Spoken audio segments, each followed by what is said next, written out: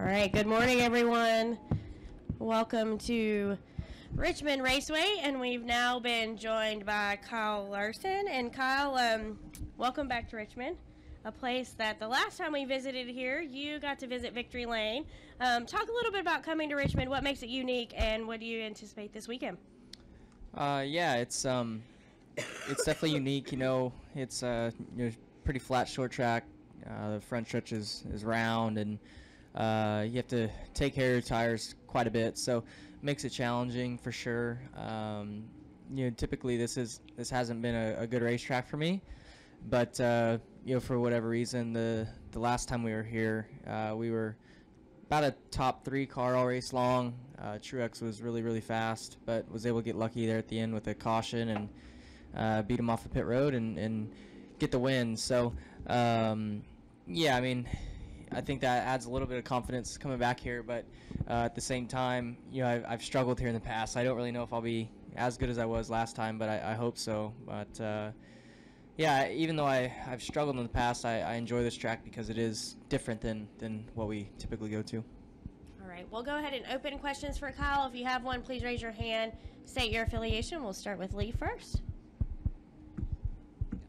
2 quick questions. One, could you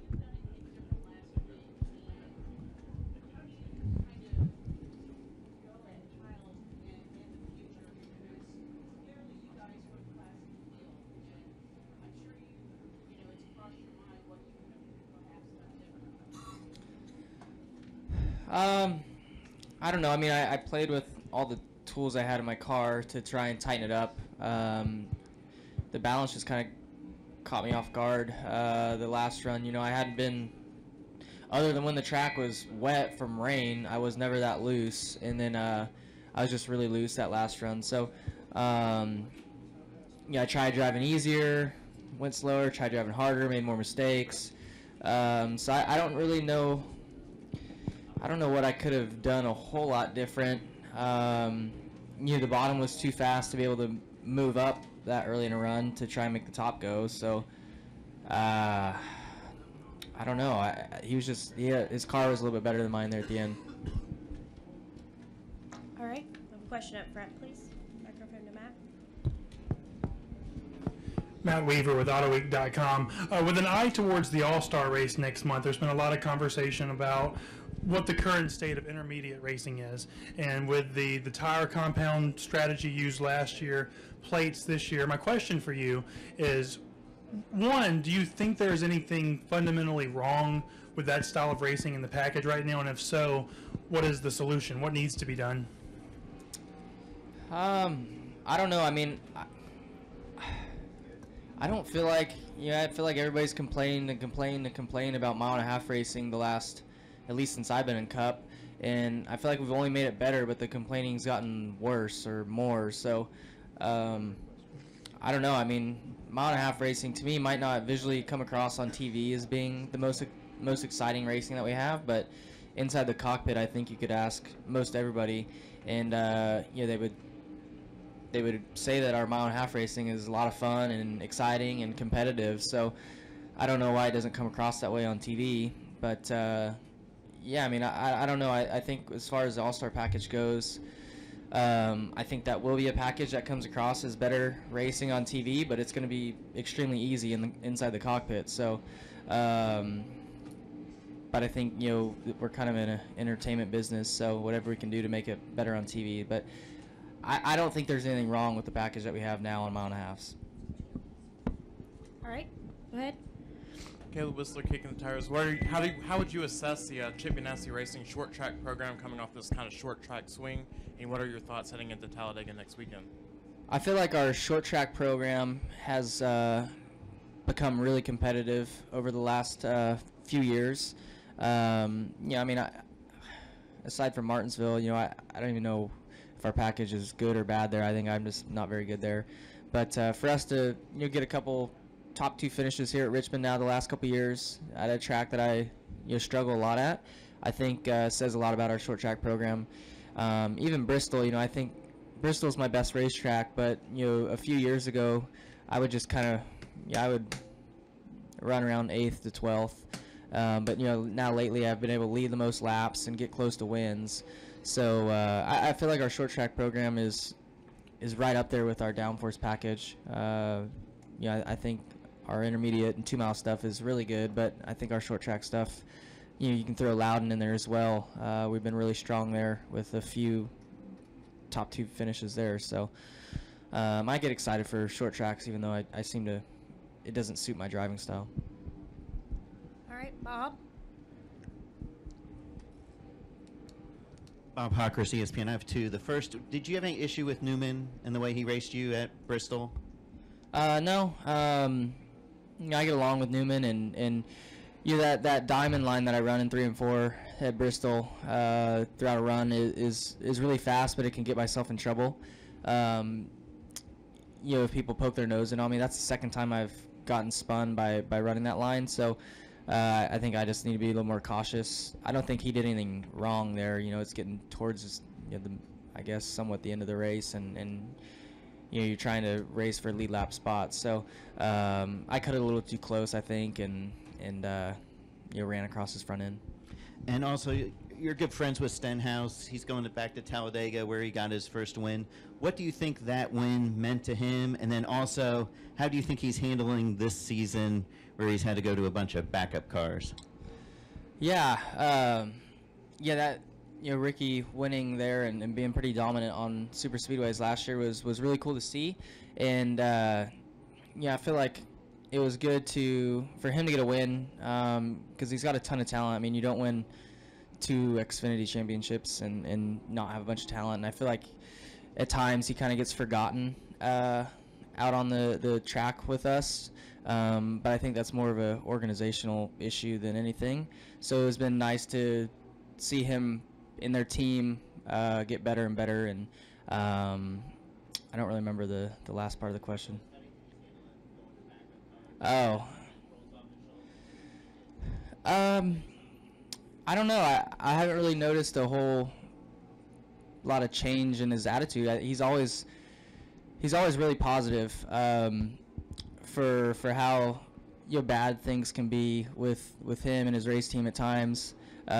He finds positives in all of it and tries to. He's always trying to figure out how to make himself better or communicate with Patty on how to get their program better. So I think he does a really good job at finding the positives in all of it. All right, Jeff, go ahead. Jeff Gluck from jeffgluck.com. At the start of the season, it seemed like Harvick was going to be this year's Truex, and he was the one to fear. And then lately, Kyle Busch has been on such a run. It's like, oh, maybe he's this year's Truex. Is there one, either the 4 or the 18, that scares you more than the other as far as the championship picture right now? I still think the 4 car is quite a bit better than, I think you can call the 18 second best, but I still feel like the 4 is quite a bit better. He had his issues on pit road at Texas, but if he didn't have that, he was by far the fastest car there. Then at Bristol, you don't really know how he would have been if he was in his primary car. He could have been up there. But then, I guess his teammates were in backup cars as well or had to fix damage at some point. But I still think Harvick is really, really fast. I think Kyle is really good at executing, which has helped him, win the last couple races and really run, in the top 3 as long as he has now. So, as far as, pure speed, I think the 4 has everybody covered. Okay, go ahead, Ellen. Ellen Haro, USA Today. Can you compare your season at this point this year to last year? And second question, do you feel you're up to speed with the Camaro, or do you think you guys are going to get better at it as the summer goes on and then you go back to tracks in the fall? I don't know. I feel like speed-wise, we're close to where we were at this point last year. But I feel like other teams are better than where they were at this point last year. So that's why maybe we're back a couple positions in running order throughout a race. I don't know. I feel like we've gotten off to a really good start with the new body and all that. So it's early in the year, and we're going to continue to get better and better every week. We've continued to bring better race cars to the racetrack every week. So that's that's good. So we just got to keep working hard, and I think that we can get to the point of being, the fastest car on the racetrack every week. And I think we proved last week that we were the fastest car, didn't get the win. So we just got to keep working on that and move it to other racetracks where we can be really fast. Any additional questions for Kyle? Okay, we'll go back to Lee. Were you mad last week when you lost? I mean, do you get mad at something like that, or do you just try to fuel that energy into something that's going to propel you in the future? I mean, do you use that to kind of build on it, or what were your emotions? Just disgust, or where were you? I was really, really happy to run second to Kyle Busch and get beat in the final 6 laps. I love getting beat by Kyle Busch at Bristol. No, I mean, I was mad. That's as close as I've come to winning a cup race at Bristol, which is, I don't want to compare Bristol to any other races because that seems to get me in trouble when I compare races to other races. But I want to win extremely bad at Bristol. So, that one stung probably more than any cup win I can kind of think of to this point. Every single time I race at Bristol, I go head-to-head with Kyle. Even though I might not win and run second to him every time or whatever, but throughout the majority of a race, it's always him and I, nose to tail, carving lap traffic, which is a lot of fun. But he seems to come out on the better end of it with wins and all the stuff like that. So, it sucked, but.